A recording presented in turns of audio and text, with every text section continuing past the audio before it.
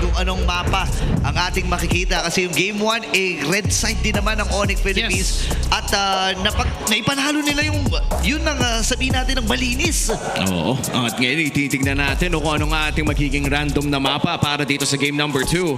Mga expanding rivers ang ating nakita, wala pa tayong nakikitang broken walls or expanding dangerous grass para sa araw na ito. Pangalawang laro na ng expanding rivers and looking at the win rate mukhang may kalamangan ang side ng Omega sa mapang ito. Ito yung mga trip ni Super Yoshi. The Grok and the Khalid is an option for Smart Omega. And discuss lang natin ng bahagya yung pros and cons nung pagkuha ng red side. For the cons muna, ay late sila na makakuha ng power pick nila. Mas mauuna syempre yung blue side. Pero ang pros ito, sila yung last pick. So nasa kanila yung bola. And specifically for Kelra, kaya niyang tignan yung buong composition ng Omega without even picking a hero for himself. So dun lumalabas yung mga fighter gold lanes, which is wala naman na yung isa. The CC gold lane is not an option anymore. And ito yung unang path para sa pagbawi ng Smart Omega. They think that getting this Kalea, pero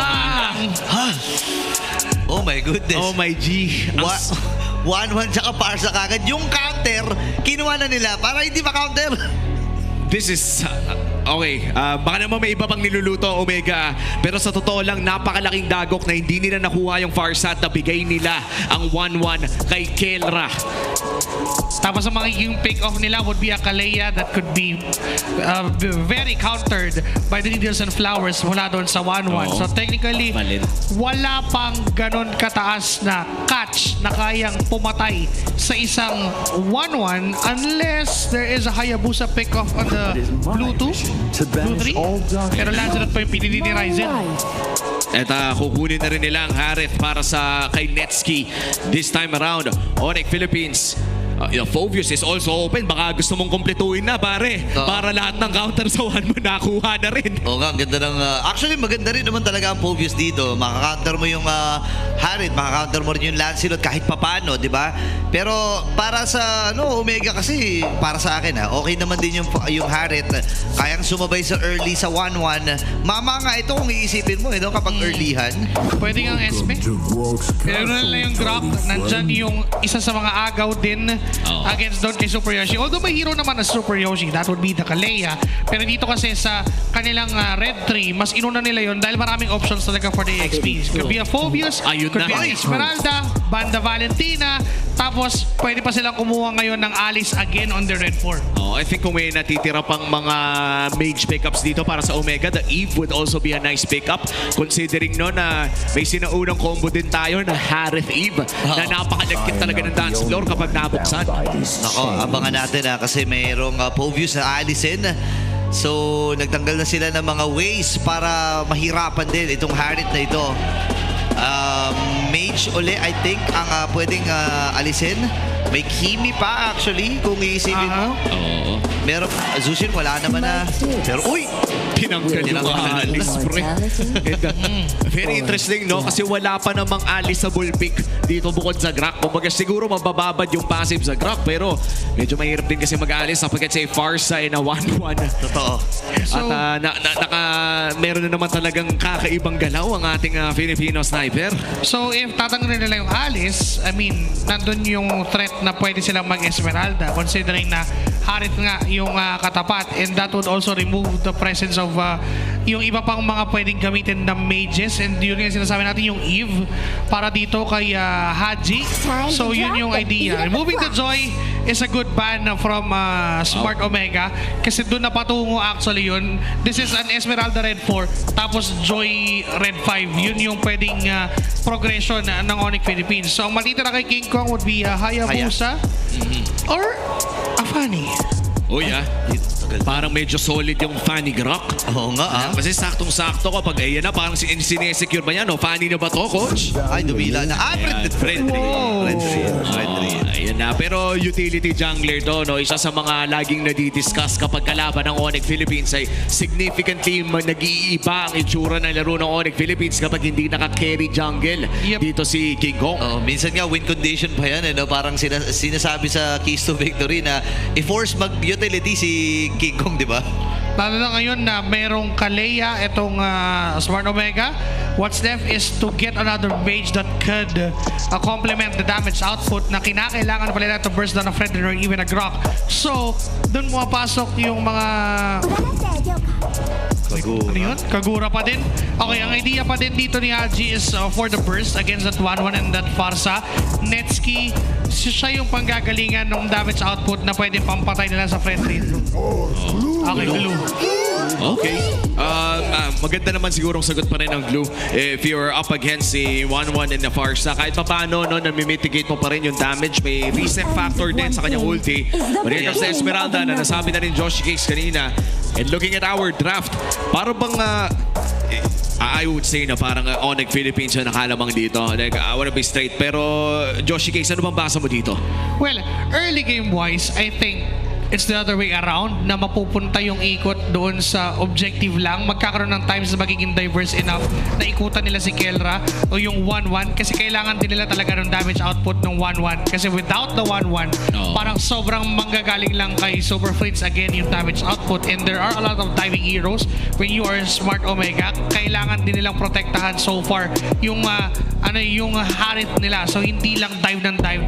For this glue to be super efficient, kailangan mahuli niya either the Farsa or the Fredrin or even yung Esme tapos ma-burst down ng Smart Omega. And that's a very good point na nailabas mo, no, na mukhang aasa nga talaga sa damage ng isang 1-1 ang side ng Onyx Philippines. So kailangan talaga na maprotektahan ang 1-1 na ito. And sa Smart Omega, nakita naman natin na para bang mas balanse ang kanilang burst damage. Kahit pa sabihin na natin na na-counter yung mga iilang pick nila, yung burst damage naman na hawak nila mula sa Lancelot, pati na sa mga iba nilang picks ay talagang nakakatulong sa kanilang early to mid game power spike. Hindi rin biro yung damage niya kung iisipin mo Pero gusto ko lang balikan para dito sa Onyx Philippines, matindi yung respetong binigay nila dito sa sa Kalea kasi dalawa sa kanila naka-purify, yung Farsa at itong sino nga isa yung Farsa tsaka basta dalawa sa kanila naka-purify, tapos yung 1-1 men may sarili purify. So tingnan natin kung ano mangyayari. Bistahin muna natin yung Meta Pro Spotlight dito, ang kung saan nagkakaroon ng chance ang ating mga super fans na nakakausap mga pro player. May mga tanong ang super fan, saan kang map mas nahihirapan at nadadalian? Broken Walls at nadadalian si King Kong sa Flying Clouds. And syempre, the most King Kong response ever, lahat ng mga hero na may dash. Tsaka meron din siyang checklist dito pre kung saan siya mas malakas, saan siya pinakamalakas. Yung iba, sakto lang yung itsura ng mukha. Yung iba naman masasaya siya. Kay Saida, tsaka kay Kyle. Saida, tsaka si Kyle. Yun yung smile kapag feeling mo mas malakas Mas malakas ka. So ini-smile. So may smile siya kay Saida tsaka kay Kay Kyle Kay TZ. Kyle. Tapos kila Kyrie pre, parang lang. Sigma face lang. Sigma face lang. Tumuro lang dito sa jawline. Pre, pagka tinanong ka siguro ng ganyan, yung tipong ngingiti ka, pagka mas malakas ka kay ganito, feeling ko hindi na tayo ngingiti Pero ang lalakas kasi ng mga players natin dito sa MPL Philippines. Kaya naman papasok na tayo sa game number 2. Lamang na nga ang side ng Onyx Philippines. Napaka-dominating ng kanilang game 1. Ano kaya ang adjustments na ilalabas ng Omega dito? They have to prioritize na umikot din doon sa gold lane nila. Kasi kailangan ng tulong yung isang Harith over the 1-1. Yung ginagawa nga ni Kelra, alam niya rin na lamang siya dahil may inspire siya. So, hindi niya pinapahinga doon sa top lane. Meanwhile, for Onyx Philippines naman on the mid lane, kailangan nilang kailangan nila maging aggressive enough kasi yung 1-2 punch nila with the Grok Farsa, sobrang laking factor nun. Oo, mahirap kalaban yan kung iisipin. Pero dito may labanan ang naganap sa may bandang gitna, and si Super Friends ang nabigyan. Unang dugo ay dumanak sa kamay ng Omega. Uy, Netski medyo delikado ang ginagawa niya dito. Kelra, papanatan pa ba niya? Pero mukhang makakaalis naman. Pero mapiprisan na Presi. Uy, pumapalag. Makatis yung synchropration. Pero kailangan mag-out. Pipigilan na muna ni Neskin yung kanyang pag-recall. dahil nga dumating na yung mga minions, mahirap yan pre pag may na-miss kang kahit isa. Oo, Di tsaka ba? ang hirap kasi pag napiprisan ka sa gold lane eh. Sobrang good punish pa nung ginawa ng Omega doon against dito kay Super Friends. Pero Kirk, Una talaga ni Kirk, men. Kaya ba? Pasok si Super Yoshi. James ngayon focus lamang sa pag-clear ng kanyang wave. Nakalahati ang buhay. And si Nexky ngayon pre, pinipilit pa rin at hindi makahinga dito sa nagiging tagpo na ito. alam kasi niya na na medyo lugi yung matchup na to, and alam din ni Kelra na lamang sa every single time na ganun yung gagawin niya. And for the side of a Smart Omega, they have to address that. After this objective, kailangan na agad nilang bigyan ng solusyon o tulungan itong si Netsky dun sa gold lane. Okay, ngayon Pagong ay hawak-hawak na magamit ang kubunan. Super Yoshi tatalon. Hindi pa naman siya level 4 dito. Pasok din si James. Ipupoke niya dun si King Kong. Feather Nurse siya kinabitawan. Nakasanib na with the grab. Kalahati yung buhay ni King Kong. Ang sakit. Uy. Naku po, nasa kasalo niya. Nagamit din. Oh, wow. Yung Operation Swap. Pero Haji with that kill. Ngayon naman si Kirk ang magiging target dito ng Smart Omega. Haji mamamaalam. Wow. Nakutusan dito ni Super Prince. Ngayon nahabol. Ryzen with the turtle. Kailangan ba umatras? Pero Grabe. sa nabitawan na rin. Wow. Tsunami Slam. Kirk dito ay naibalibag. Ryzen yung umatras. At doon yung puncture. Nakakuha na naman ng kill dito ang kubunan ng Smart Omega. At para bang nalugi ang Onyx PH nun. Oo, ang ganda ng mga heal na nanggagaling kay Super Yoshi. Lamang pala ang side ng Omega sa extended team fight. Dahil sa kakulangan ng damage ng Smart Omega, hindi nila mapabilis yung pagpatay sa mga members ng Onyx Philippines. Pero ang naging compensation nila ay magdagdag ng ways para maging extended yung bawat team fight. And because of the heal na nanggagaling kay Super Yoshi sa kanyang passive, tumatagal yung laban, yung burst na kinukulang pa ang Omega, nagiging sapat bigla. Dahil tuloy-tuloy yung damage output, tuloy-tuloy ang paglaban ng Smart Omega against Onyx Philippines. Tsaka grabe din si James, no? Yung self-sustain na nilalabas ng isang glue. Nagmistulan na hindi lugi sa mga certain picks aside ng Omega dito. At sila na nga ang may hawak ng napakaliit, honestly, non-existent na gold lead. Oh. 1v1 na naman dito sa gold Ako, lane. makakalipad. Makakalipad pero hindi pipiliin ni Kelron lumipad kasi nakita din niya si Super Yoshi at baka abangan lamang siya. Bruso ngayon ay sisilip din at alam ni Super Yoshi na meron ng reinforcement na manggagaling sa Onyx. Ngayon Ryzen ay mamataan din ang dalawang miyembro ng Onyx at atras muna sila. Oo, kalma muna para sa parehas na kupunan. Lumaki na ng 500 gold lead ang side na meron ng Omega dito. 30 segundos na lang bago lumabas ang ating pangalawang Pagong. In terms of our second turtle fight, Joshi, sino ba ang nakakalamang dito? Kung sino mauna doon sa pwesto, definitely sila yung lalamang doon sa turtle fight. And if you are a Smart Omega, gusto mo na ikaw yun. Kailangan mauna nung Kaleya para hindi na kailangan pang mag-extend o gumamit na ng kanilang flickers just to reach the targets. And not just that, objective guarantee-wise, you still give it to a Lancelot over that Fredrin. Kasi yung Thornrose Retry, isa sa mga pinakamataas na damage combos talaga with Retribution para ma-secure yung objective. At saktong-sakto, no, may libron na dito si Kirk. Mukhang mas makakapalag in an extended team fight ang side ng Onyx Philippines. At sinisimulan na ka! Grabe naman yung combo, no? Predator Strike din mula kay Super Friends. Napatay ka agad itong si Ryzen. Ngayon, napa-split-split na rin. Actually, spread. Itong si James. Ngayon, Super Yoshi magiging dark. Yung sino nagamit. Kirk, sasalubungin lamang si Super Yoshi. Atras muna dito at ibibigay na muna ng Smart Omega yung Pagong. Habang ito na yung River. Wow. Pwede nilang gamitin. At sa kanin, itong si Netsky, Falling Storm rin nagamit ni Kirk. Wala siyang tinamaan pero hindi decidido ata ang Onyx PH. Masyado ata malalim. Purify na gamit din ni Super Friends. Wala namang mamamatay na kasunod dito sa Omega. Ibang klase yung pag-engage mula doon sa Grok.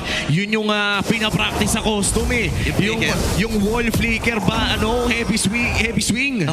Yung pagpasok pag-flicker mo magugulat tapos may kasunod agad na tech charge. And sinabi natin na kanina kung sino yung mauuna, sila mismo yung makakuha ng kalamangan, and that's what Onyx did. Nauna sila dun sa setup. Alam din kasi nila na kapag nauna yung Kaleya plus yung combo ni Haji, baka isa o baka mamatayan sila ng isang member. There goes the Tsunami Slam. Hindi pala. Uy, wow! Nakalipad naka-crossbow tank. Tumangga na rin si Brusco. Kulang ata ng damage dito ang Onyx PH. Critical ang buhay ni Super Yoshi. Kailangan niya mag-recall. Kailangan niya umuwi. Pero si King Kong nasa lubong itong si James. Stott ay nabitawan din. Nagamit yung spread pero hindi na muna tutuloy itong si James. Grabe na iwasan ni Kale Rain Tidal Strike gamit yung purify niya. Tapos na iwasan niya yung ginyang overturn gamit yung crossbow tang. Simpleng micro lang pero rock. Ibang klase, no? Kung tumama pa nga yun at kung hindi na purify o na Needles and Flowers si Kelra, itutuloy ni Super Yoshi ng ultimate yun. But because of nakatakas na at nakapag-establish na ng isang magandang range yung isang 1-1, hindi na natuloy yung ultimate ni Super Yoshi. In fact, sila pa yung medyo nahirapan dahil doon sa ultimate ng 1-1. But this matchup, this Esmeralda against the Glue, nakikita natin for Smart Omega na ginagamit na ni James yung Glue kasi kailangan niyang sumama. Kailangan niya nang mag-provide ng disturbance doon sa ginagawang formation ng Onyx Philippines, and Kirk must do it as well. Kailangan niya rin nga nahanapin itong si Haji para mailang doon sa combo. Kasi kung hindi naman niya maabot yung Farsa, it would be good for Onyx. Mas makokontrol nila ngayon yung tagpo ng laban. Oo, sinisimula na nga dito ng Onyx Philippines ang pagong pero mahahanap ni James si King Kong. Sa sanib na naman ata, ayan na, nadala na naman. Iwas muna si King Kong. Masyado atang malayo. Naku, hindi ata nagkakasundo ang Smart Omega dito. Sino magiging target nila? Brusco ba? O itong si James? Si King Kong. Si James sa pa-flicker na. Pasok din Super Yoshi. Ito yung tech charge. Natamaan yung dalawa.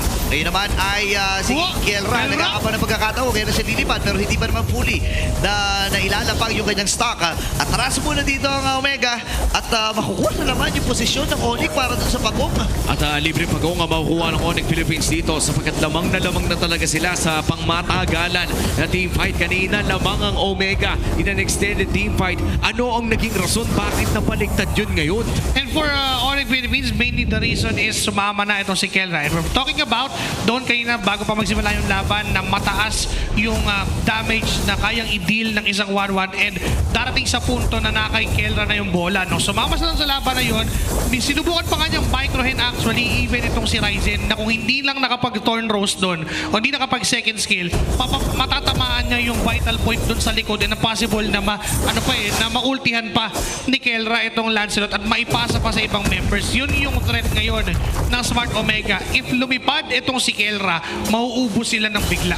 Medyo ibang klase talaga yung hari ng trade. Nag-cut din siya dun sa may top lane kasi alam niya na malulugi sila kapag nauna. Next charge na bitawan na Purify as well from Netsky. Pero malaya si Kelra na magbasag ng Torres sa itaas. Nagamit yung spread mula kay James. Sasampa ba siya dito? Super Yoshi may ipit. Pero kailangan niya mag-tidal strike pa atras. Ngayon naman Torres sa itaas ang minamatahan dito ng Onyx PH. Habang si King Kong ay sumisilip din. Ryzen. Ito na naman yung hari ng trade pre. Gumagawa na naman ng mga galawan niya. Napakaganda, naghahanap siya talaga ng mga pwede niyang kunin dahil din naman sa kakayahan ng hero na gamit niya. This is Lancelot. Well, compared to a Fanny, mas mabilis pa rin talaga yung Fanny kasi nakakakable yan. Pero may conceal blade down top. Okay, nailapag yung Zaman Force. Naku po, hindi magagamit ni Netsky. Yung ultimate na ilapag at nailagay niya. King Kong nakipag-agawan pa dun sa purple at nagtagumpay ang The Beast sa pag-agaw noon sa kamay ni Ryzen. Ngayon, Super Friends, wings by wings. Inaabangan niya ata si Ryzen. Pero clear wave labang ang magiging call dito ng Onyx. Talagang bumipinin na ng espasyo at oras dito si Ryzen ng Onyx Philippines. Lamang na sila ng 3K.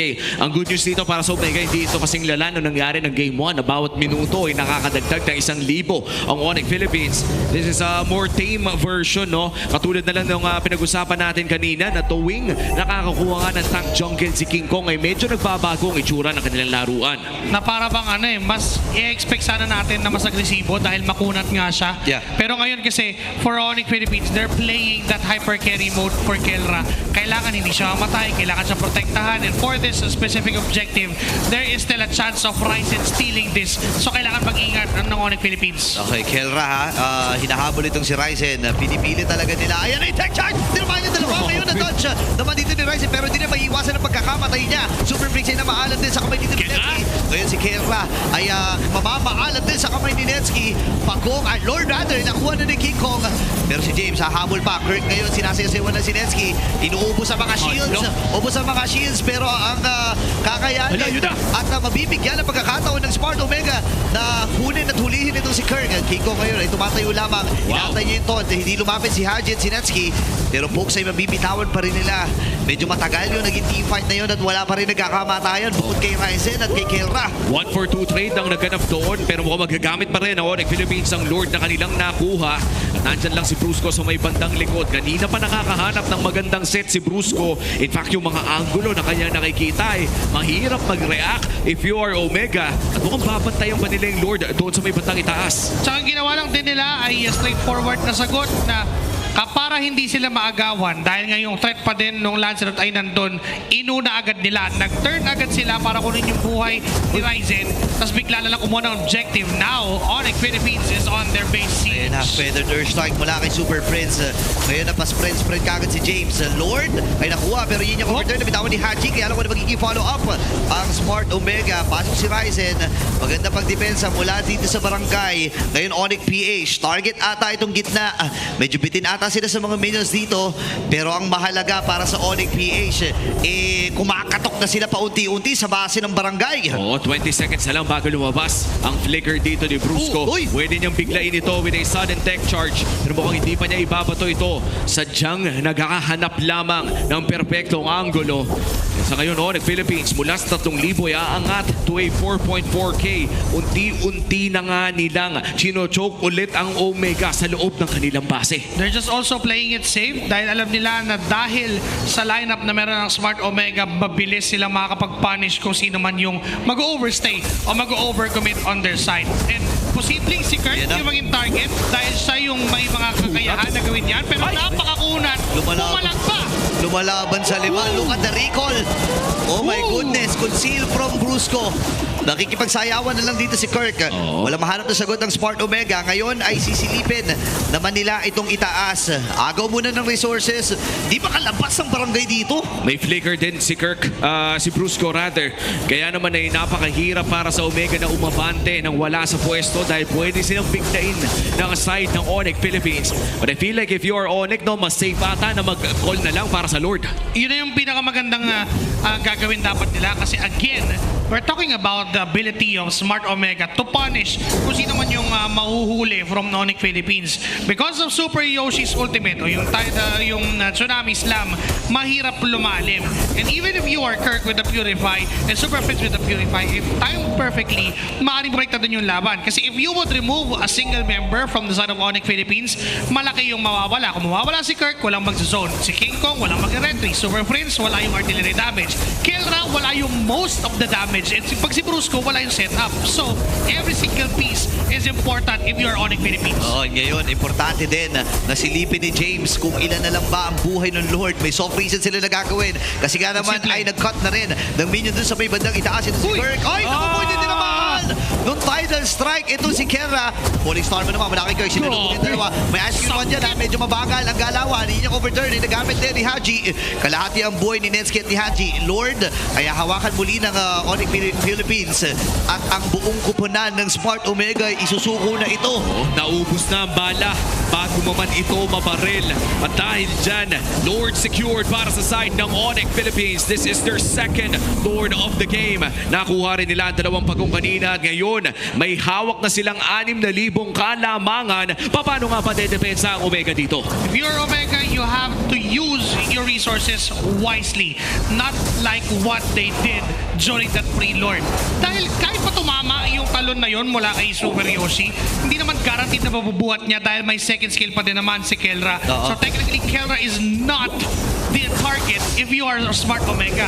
You have to find another one, and in this case, that could be King Kong or even Kirk or even Super Fitz. But the moment they use the resources just to take down one, mauubusan sila dahil marami pang present dito for Onyx Philippines. In fact, may immortality na nga itong si Brusco. Kaya niyang ialay yung katawan niya ngayon papasok sa base ng Smart Omega. Hindi yata nila mapipigilan yung Lord sa taas, no? Isang inhibitor turret na ang babagsak para sa side ng Omega. Rectang mid lane na para sa Onyx Philippines. Pero makiklear pa ito ng Omega ng Bagya. May paparating na 3 minion wave for the side of Onyx Philippines at may flicker pa rin si Brusco. Hindi pwedeng magdikit-dikit ang side ng Omega. Ngayon na, pumasok na rin si James. Available naman yung kanyang Winter Crown. So pwede siya may magsabayan. Napag-Summer Force para kay Netsky. Ang baba na ng buhay din ni Kelra. Pero inilalayo lang niya doon sa mga kabarangay. Itong si James. Nakipagsabayan na. Normalan na lang. May Winter Crown, parami naman din siya. Pero hindi na niya muna gagamitin. Kasi alam niya na masasayang din lamang at walang magiging backup ang Omega. Again, Kelra is not the right target. Maraming ways ang isang 1-1 para makatakas. And in fact, napalalim pa nga doon. Look at the Vinegar Strike. The damage is damage charge! Ayan na yung combo mula doon sa tech charge para dito kay Brusco. Atras muna sila. Baba ng boy ni Brusco. Pero si Kingo tumama yung taunt. Super Yoshi yung maatras din. Hinabol si Nensky. Pero nandun na sa may vicinity and range yung ng Torre. Ngayon naman ay nagamit yung Tsunami Slam. Kingo boy pa rin. Flicker from Super Yoshi. May mga minions pa sila kasama dito. Actually mga catapult din yan. Kaya bang habulin ni Ryzen. Hindi na nga muna. Masakit yung damage. Mula dito kay Kirk. Atas muna Super Family. 5v5 pa rin naman ang magiging aksyon at tagpo. Pero masayang masaya na ang Super Fam dahil upos lahat ng mga Torre dito ng Omega. And still, very good for Omega, no? Lamang ang Onyx Philippines kanina pa. At least makakahinga pa sila ng bahagya. A 17-minute game. May chance pa ata ang Omega dito na mas secure yung equilibrium na hinahanap nila sa pagsilip natin mamaya sa ating Infinix in-game equipment. Yes, there is. And ang magiging anchor nun would be this Kagura mula kay Haji. Papunta na siya sa kanyang Holy Crystal, just a magic wand and the recipe. Buo na yung kanyang isa sa mga pinaka-vital na items na kakailanganin para ma-burst down ng mga members from Onyx Philippines. And siya ang pinaka-aasahan ng barangay ng Smart Omega. For this Lord, they better not contest for it. And if they will be wiped out, tapos tong laban na to for Onyx Philippines. Ryzen can still go for the effort of stealing this Lord, pero kailangan planado, may vision, at mababakapan sa mga members ng Smart Omega. At mukhang sinisimulan na nila Step 1, Vision. Nariyan na si James. Ang Step 2 ay maagaw ito ni Ryzen, pero lamang sa dalawang wave. Hindi, Oh, no. tatlong wave. Ang Onyx Philippines, hindi nila kailangan mag-all-in sa Lord na ito. Pwede nilang patagalin ang sayaw at sadyang manulugi ang Omega kapag nagpatuloy ang sayaw na ito. Yun na nga nagiging mahirap dito yung dalawang wave na dun sa may bandang ibaba ang sasarguhin at sasaluhin ng Omega. Wala pa rin naman nagre-react para sa bagong barangay. Ngayon naman, ang Onyx PH ay magtuturn at titingin na muna dun sa Lord. Hinahawakan ni Kirk at si Kelra ay nag-aabang din lamang dun sa Pixel. Nakamula sa Lord. Ryzen dito ay hinahabol ni Kirk. Pero si Brusco ay nakamata pa rin sa kanila. Oo, may wave pa sa baba. Hindi pa naman kailangan dumepensa pero masyado ng delikado kung hindi mo sasagutin ang problemang kumakatok na nasa pinto. Yeah. Ang kalahati na, i-reset na naman ng Onyx Philippines ang Lord na ito. Alam nilang lamang sila pero nakita na nila yung Aret. Oh no, si James ata pwede maging target. Ayun yung tectonic charge. At si James nagamit yung kanyang Winter Crown. Pero abangan lang siya dito ng mga miyembro ng Onyx PH. Flicker na force na rin. Pero nakalipad din. Sapat pala yung damage! Oh my goodness, kahit nakaspread. Falling sa amin, nabitawan ni Kirk. Pero dahil nga doon sa kanyang Ice Queen 1, medyo mabagal ang galawan. Dito ng Smart Omega, 4v5 ang magiging tagpo. At 33 seconds pa para kay James. Mukha na mga aabot siya, pero wala nang aabot mula sa Smart Omega para i-contest pa itong Lord na to. Abot nga siya doon sa paglalabas ng Lord. But then again, we're again saying na mahirap kalabanin ang Onyx Philippines kapag basics na yung usapin. Kasi marami silang problemang kakarapin. Number 1 dyan, yung enhanced minions. Number 2, yung Lord. Number 3, yung gap na meron sila with that Farsa. But look at Kirk! -1 daw ata, pero nakatakas. Kaya lang not for long. Kaya ang problema nga lang doon, 5 actually 4 na ultimate siya nagamit dito ng Smart Omega. James ay present na rin. Si King ang sasalubong. Si Super Yoshi ata ang hahabulin. Lord ay hawak-hawak din na. Nagamit na rin kagad yung grab-grab. Si Kelra ang naging sinampahan doon. Pero sasalubungin muna nila itong Lord. Kaya ba? Ang sakit na ng mga minions pre. Nararamdaman dito ni Ryzen. Habang doon sa may madaling koran, dinidelay lamang ni James ang mga mangyayari at mga magiging tagpo. Hindi nalilipad si Kelra dahil nga 4 na miyembro pa ng Omega ang buhay. Alay katawan na naman para kay James pero katulad lang ng kanina ay binigyan niya ng espasyo ang barangay na huminga in a 4v4 match. Endable pa rin ba ang call ng Onyx Philippines dito? Brusco has the flicker. Pwede ulit siya mambigla. Kung sila, Super Yoshi sa may badalikod, sino ang kanyang tatalunan? Hindi na muna siya magdedesisyon. Sabi niya, sige, si Kiko na lang. Tectonic charge, hindi tumama. Ngayon, nilabag din Friend Adventure mula dito kay Super Friends. Nakalipad! Pero tatakas muna muna ito si Ryzen. Yung mga minions ay nandun. Present pa rin si Kera. Pwede sila mag-base lang dito. Ang sakit ng damage mula sa Pokes from Super Friends. Pero hindi pa tapos ang arangkada ng Onyx Philippines. Andito na't buhay muli itong si Kirk. Fender siya yung nabitawan. Ryzen tatawid. Gusto sana niyang puntahan ito Super Friends pero hindi sasapat yung kanyang mga dash. What? Clear wave lamang ang magiging call. Wow. Mahihirapan na ang Omega pero aatras muna ang Onyx. Wow, this is the second time na makakadepensa ang Barangay Omega against Onyx Philippines at mukhang mapupunta na nga tayo sa punto na hindi na nagmamatter masyado yung gold lead natin. 3.1 is just numbers. Nagiging lock item na parehas yung lahat ng mga players natin. Well, in fact, Haji has his own Holy Crystal plus the Winter Crown. And isa na lang din ang item na kailangan ng isang Kalea na magmumula kay Super Yoshi and also for James. If ever mabuo nila yan, lalo na yung mga Winter Crowns nila, sobrang vital niyan, lalo na when you're up against a 1-1. Kaya mong saluhin na lang ng mag-isa yung crossbow of Tang Ever, ikaw man yung mata-target. So, may chance ngayon ang Smart Omega na pumalag.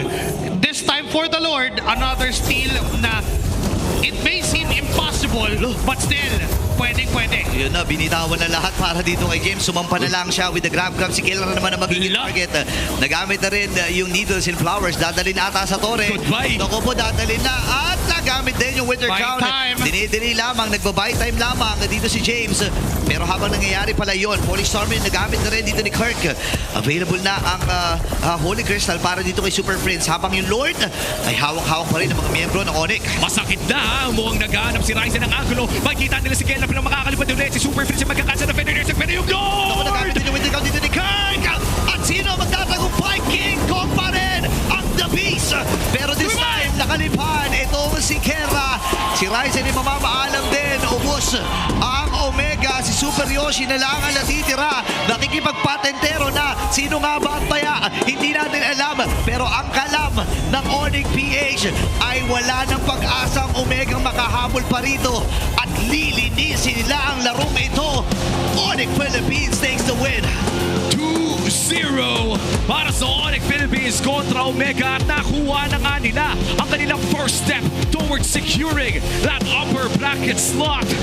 Isang panalo pa ang maghihintay sa resulta ng TLPH. They may played it very safe, too safe, but still, a win is a win. And step 1 is done. We're just waiting for 2 and 3. Ibang klaseng laro ang pinakita dito ng Onyx Philippines is display of dominance ng Game 1. Game 2 naman ay disiplina ang ating nakita. And for Smart Omega, tuloy pa rin ang kanilang paghahanap ng pwesto sa loob ng